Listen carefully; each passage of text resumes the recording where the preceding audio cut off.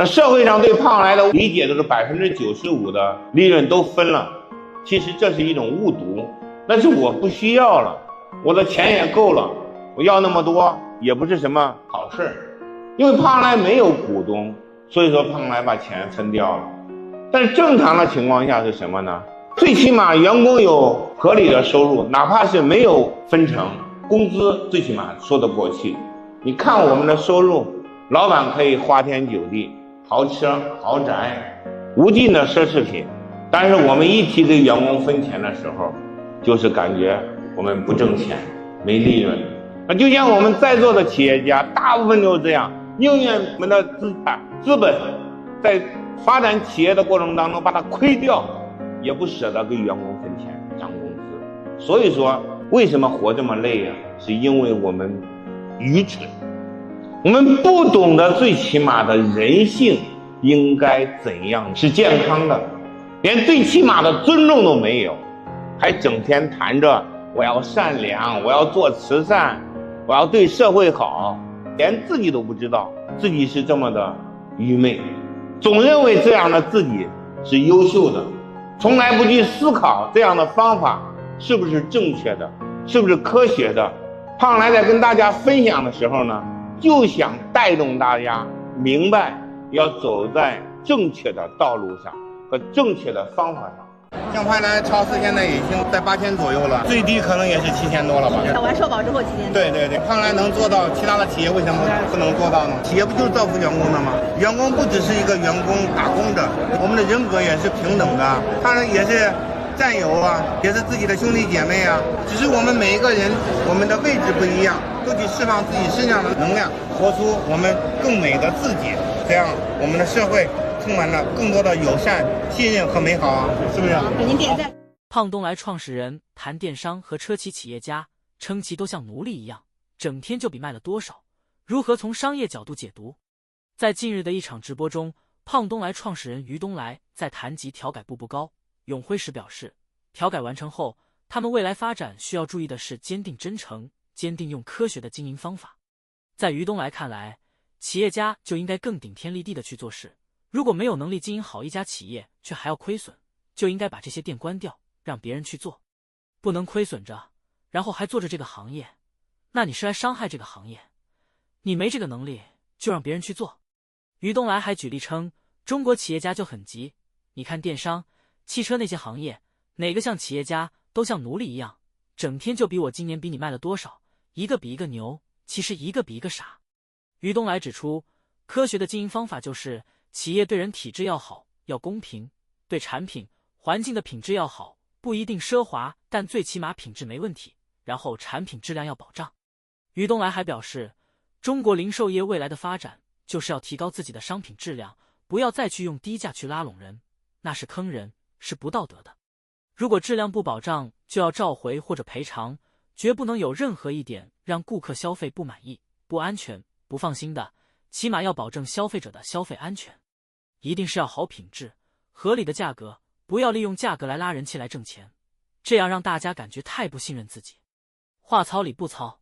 现在电商行业和汽车行业就一个字形容，卷，而且是极度的内卷。电商行业近年来一直是低价竞争的生态环境，从业者被迫投入到无休止的价格战中，殊不知杀敌1000，自损800，过度的内卷最终终究会把自己拖入深渊。汽车行业在智能化、电动化浪潮下，市场竞争进一步加剧，价格战从去年打到现在，车企们都在卷价格、卷配置，追求销量和市场占有率。这种竞争环境下，企业家真的很累。雷总在小米造车后，整个人是肉眼可见的憔悴，真的是压力太大了，太累了。于东来的意思就是，企业家不要太卷，不要过度的追求销量和营业额，而忽视了更重要的东西，比如员工的幸福感、自己的身体健康、消费者的真实需求等等。现在的商业竞争环境可谓乌烟瘴气，低价恶意竞争、各种抹黑诋毁以及其他不公平竞争手段等，企业家们都很急躁，利字当先，这样的市场其实是不健康的。这次直播，于东来分享了很多个人的看法。他认为企业需要科学的去经营，要以人为本，产品质量要好，最起码要给消费者基本的安全保障。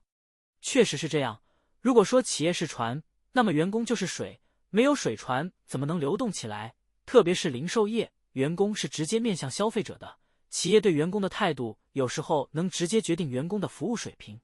质量问题是企业最基本的底线，消费者花钱买你的东西，如果连最基本的质量问题都没法保障，以后谁还敢买你家的东西？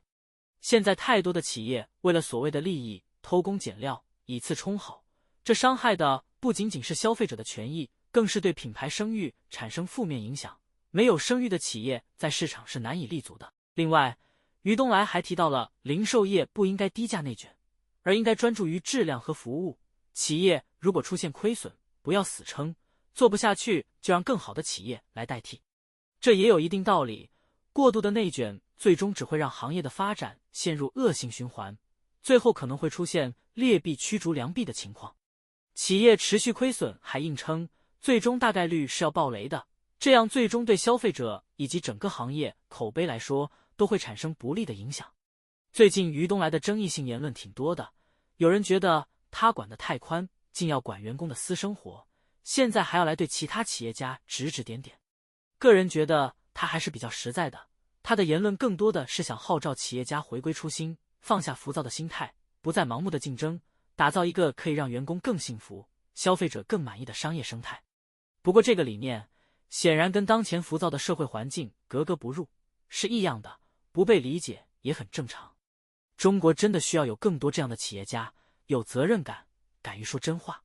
他草根出身，初中辍学，卖过冰棍、水果、电影票，还当过工人，开过店，欠了一屁股债。他的人生充满了坎坷，在种种磨练下，他重振旗鼓，借钱创业，仅凭一己之力就把一个烟酒小店变成了中国零售行业的神话。甚至他的成功模式与海底捞一起被收入美国哈佛商学院的案例库。他就是被称为商业鬼才的胖东来创始人于东来先生。那么这个穷小子究竟凭借什么经商哲学逆风翻盘的？今天就让我们一起来了解下这位有着超高口碑的河南草根企业家于东来。1966年，于东来出生于河南许昌市的一个农民家庭。于东来初中便辍学步入社会。1984年，18岁的于东来在当地的一家橡胶厂上班，但没多久他就下岗了。1990年，24岁的于东来在大哥一家的资助下开了一家烟酒店，后因被骗2次被公安局拘留。1991年，不甘心的于东来继续开店，没成想被人用假烟骗走了近半年的收入，还欠下了近30万的债务。心灰意冷的于东来为了还债，还曾当过矿工，但实在是杯水车薪。1995年，于东来经过沉思，决定踏踏实实的做生意，不再急功近利。于是29岁的于东来向哥嫂又借了1万块钱，在许昌开了一家40多平米的烟酒店，取名望月楼胖子店，而这就是胖东来的前身。文化水平不高的于东来不懂营销策略，但他从做生意的第一天起便表明自己绝不贩卖假货，凭借着假一罚10，只持7天无理由退换货的承诺，他真诚待人的生意经很快就让店铺红火了起来，不仅积累了第一波口碑，还赚了人生的第一桶金。开店的第1年，于东来就赚了近80万元，一举还清了所有债务。1997年，31岁的于东来立志要把自己的店面做成家乡许昌的典范，也做成中国响当当的品牌。于是他扩大规模，将望月楼胖子店改名为胖东来烟酒有限公司。同年10月，他开了第1家分店。于东来自此也被许昌人亲切地称为胖东来。此时的胖东来已经在家乡有些名气了，势头正盛。然而当于东来刚准备继续扩大规模时，一场无情的大火使他陷入无尽的悲痛中。1998年3月15日凌晨，位于望月楼宾馆1楼的胖东来购物中心燃起了熊熊大火，经过许昌市消防支队近1个小时的奋力扑救，才将火完全扑灭，财物损失300多万，还造成了1名服务员和7名旅客丧生，其中还包括1名2个月大的婴儿。警方还为此成立了315特大纵火案侦破专案组，可调查结果却令众人震惊。3月10日，37岁无业游民韩和平在胖东来买烟时恶意骚扰女员工，女员工当场与其发生争执，韩和平恼怒不已，殴打了店里的1名男员工后扬长而去。2天后，韩和平带了2个狐朋狗友于酒后来到胖东来店闹事，并再次殴打了在场的店员。随后店员报警解决。15日凌晨，丧心病狂的3人再次来到胖东来点燃汽油，烧光了店面，并带走了8条生命。于东来经此一蹶不振，甚至痛苦到想要自杀。他还归罪于自己不该开店，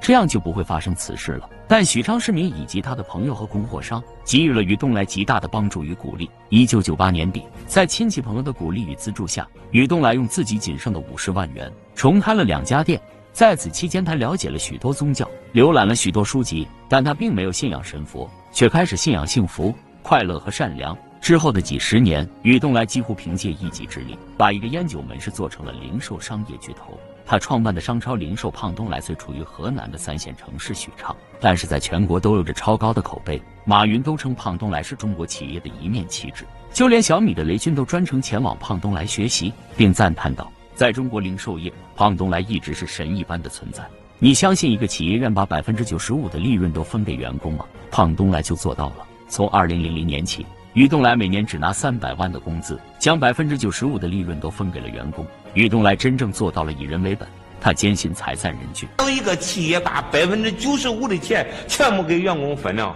哎，管理层占一半，员工占一半。你说这样的体制谁不干？谁不愿意干？你叫我也愿意干呢。这样的于东来可以说是商业界的一股清流。而对那些自私贪财的老板，于东来一直都是看不上的。只想跟那资本家呀，挣个钱光装到自己那兜里去，体现我多有钱，我多少财富，几百个亿、几千个亿。其实这些人是什么人呢？是内在的懦弱、虚。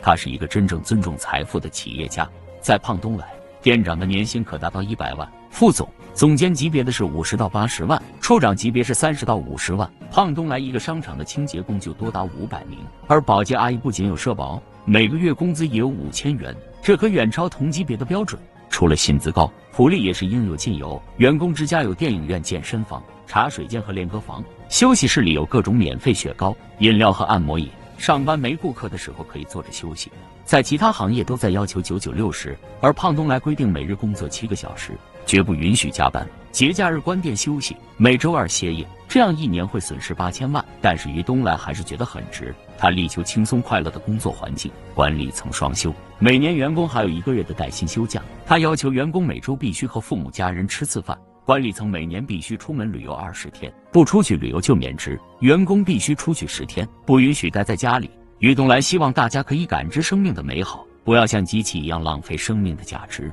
他称呼员工为兄弟姐妹，而且还不止一次表示希望胖东来的每位员工都能买得起房子，买得起车。于东来虽没有上过几年学，他却深知己所不欲，勿施于人的道理，也用实际行动贯彻了此话。在胖东来购物，不管什么理由，只要不满意就可以在3天内无条件退款。在超市和商场还有许多温馨提示，提倡顾客理性消费，写到理性消费更幸福，下方用小字注明。胖东来提醒大家根据自己的经济情况理性选择，不要承担不必要的经济负担，把钱用在更实用的地方，还能在7日之内免费退差价。除此之外，还提供各种免费服务，免费存车、免费打气儿、免费干洗、免费修鞋等。胖东来还真正做到了站在顾客的角度，给予细致入微的服务。在老年人经常逛的调料区有放大镜，在冷冻区放置着棉手套，欠费或者没带手机还有免费电话。下一天帮顾客在自行车车座套上塑料袋，想买的商品超市没有就帮忙去其他店里买，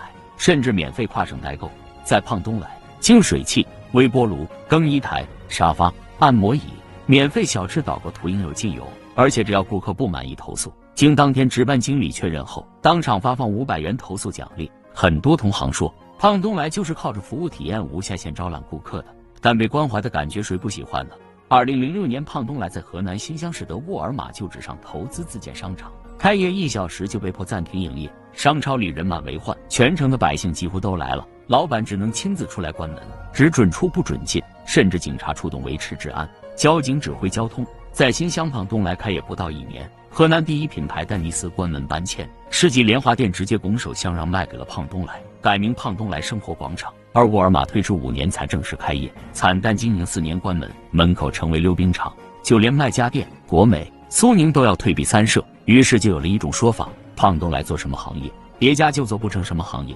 顶着顾客至上的理念，胖东来几乎占领了整个新乡市场。俗话说，金杯银杯不如老百姓的口碑，草根出身的于东来就凭借这句话，把胖东来做成了一个业内神话。如今，于东来的商业网络覆盖许昌和新乡两地，涉及百货、超市、医药、通讯、珠宝和影院等多个行业或业态，年营业额在20亿元左右。于东来是一个性情中人，喜欢哭，还说这是他最美的一个地方。1996年，于东来三兄弟看到美国干涉中国内政的新闻后，可谓是十分气愤，于是拍案而起，连夜开车急奔北京，只为向国防工业捐2万块钱。他们的这个事迹还被中央电视台拍摄成了专题片《三兄弟的故事》。2003年非典，身家不多的于东来捐款800万。2008年的汶川地震，于东来捐款现金200万及价值50万元的救援物资，还带了140多名员工赶到灾区。2010年给玉树赈灾区捐款100万元。2020年，在实体行业遭受疫情打击、生存困难的情况下，胖东来不仅没向国家求助，反而捐款5000万。在国内物价飞涨时，胖东来蔬菜全按进价销售，而且把烂叶去掉，门口还免费发放口罩。于东来一直都有颗回馈社会的心，他脚踏实地，真诚待人，活得自在清醒，受人尊敬。他就是理想商业的缔造者，一个用大爱做商业的企业家，没有任何套路的将一个河南3线城市的商超做到了中国口碑第一。胖东来的成功模式不是谁都能够做到的，他把每一个员工当作家人，员工们也用心热爱他，这才是真正的成功。那么大家是怎样看待于东来的呢？欢迎在评论区积极留言讨论。喜欢视频的朋友关注点赞，我们下期再见。